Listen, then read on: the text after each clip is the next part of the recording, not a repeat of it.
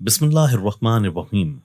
دارالفتح صفحہ نمبر 49 جلد نمبر 3 میں مرکوز ہے کہ حاملہ عورت کے ساتھ ہم بستری کتنی مدت تک کرنی چاہیے، یعنی کہ حمل ٹھہر جانے کی صورت میں کتنے ماہ تک مرد اپنی بیوی کے ساتھ ہم بستری کر سکتا ہے، اور یہ کہ حاملہ عورت کے ساتھ ہم بستری کرنے کے نقصانات بچے کو کیا ہوں گے اور عورت کو کیا ہوتے ہیں، اور حاملہ عورت کے ساتھ ہم بستری کرنے کے فائدے کیا ہیں۔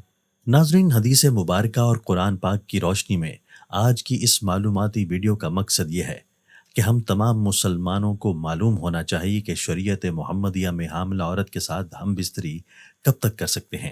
ناظرین، اپنی بیوی کے ساتھ ہم بستری کرنا سنت عمل ہے، اور سنت عمل جس نے ایک ادا کیا ہوگا اس نے 10 نیکیاں حاصل کی۔ حدیث صحیح المسلم میں حضرت عبداللہ بن عمر رضی اللہ تعالیٰ عنہ فرماتے ہیں کہ اللہ تعالیٰ اس میاں بیوی پر راضی ہوتا ہے جو سرد راتوں میں ہم بستری کرتے ہیں اور رب کے ڈر سے ٹھنڈے پانی سے غسل کرتے ہیں اور اس کی رضا پر راضی رہتے ہیں۔ اس وقت اللہ تعالیٰ فرشتوں سے فرماتا ہے، اے فرشتوں، تم ان کے سابقہ کا گناہ معاف کر دو، کیونکہ اس نے میری رضا کے لیے ٹھنڈے پانی میں غسل کیا ہے، اس لیے میں ان پر راضی ہو گیا ہوں۔ محترم ناظرین، اپنی خواہش پر صبر کرنا بہت مشکل ہوتا ہے، تو اب سوال یہ ہے کہ مرد اپنی حاملہ بیوی سے ہم بستری کب تک کر سکتا ہے؟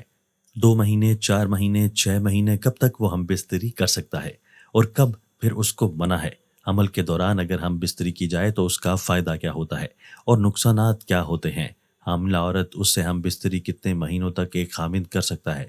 تو جواب بڑی توجہ کے ساتھ سنیں۔ پہلے تو یہ بات سمجھنا ہوگی کہ کن کن صورتوں میں اسلام کے اندر ہم بستری کرنا منع ہے۔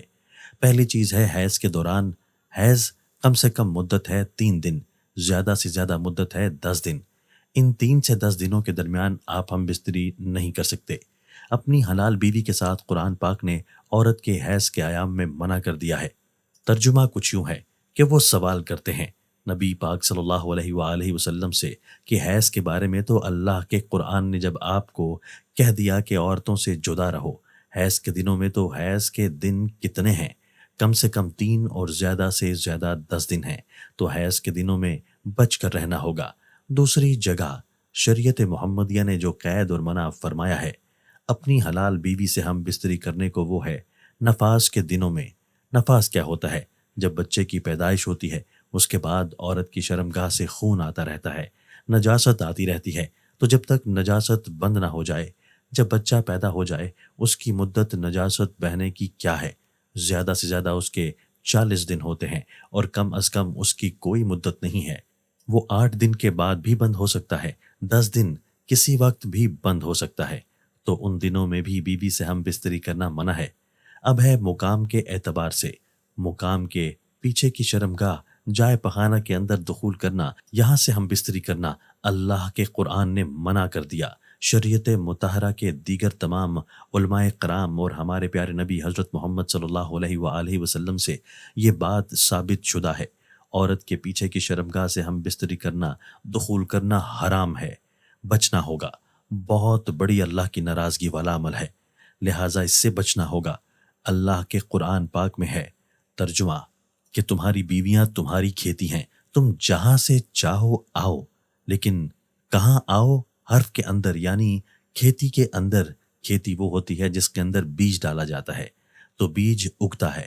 غالب امکان یہی ہوتا ہے، کوئی بیماری لگ جائے تو کوئی اور مسئلہ بن جائے تو وہ الگ بات ہے، لیکن غالب گمان کیا ہوتا ہے کہ وہاں سے کھیت اگتا ہے جس کھیتی کے اندر بیج ڈالا جاتا ہے، تو بیج کی جگہ حرف جس کو کہا گیا ہے وہ آگے کی شرمگاہ بیوی کی ہے، پیچھے کی نہیں۔ وہ جائے پخانہ ہے، جائے نجاست ہے، اس سے بچنا ہوگا۔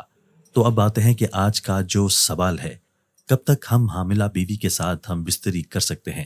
تو جواب بڑا واضح ہے۔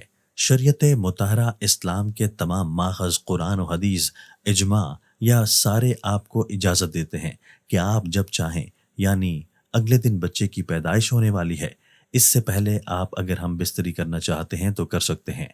آداب اور اپنی بیوی کی صحت کو دیکھتے ہوئے لیڈی ڈاکٹر سے مشورہ کرنے کے بعد آپ کی ہم بستری کرنے سے بچے کو کوئی تکلیف ہو سکتی ہے، بیوی کو کوئی تکلیف ہو سکتی ہے، کسی قسم کا نقص پیدا ہو سکتا ہے، کوئی پریشانی آ سکتی ہے، تو پھر آپ کو صبر کرنا ہوگا۔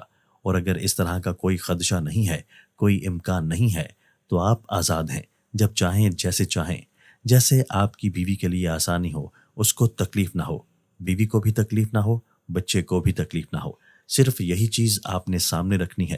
باقی سب کچھ لوگوں کی باتیں اپنی اپنی جگہ پر، ان کو نہیں دیکھنا۔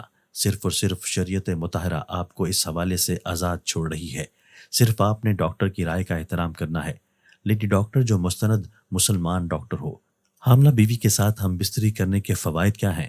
فقہا کی رائے ہے، لیکن رائے انتہائی مستند کتاب کے اندر لکھی ہوئی ہے۔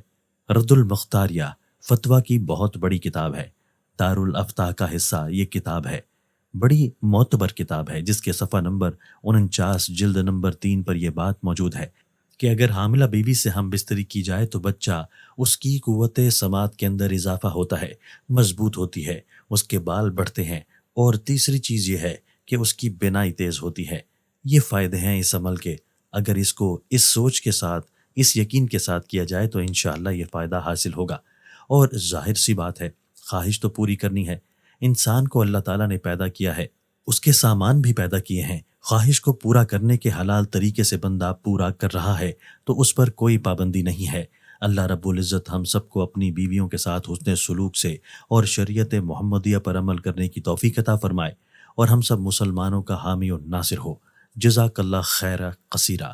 ناظرین، کمنٹ باکس میں اللہ تعالیٰ کے 99 ناموں میں سے ایک نام ضرور ٹائپ کریں۔ شکریہ۔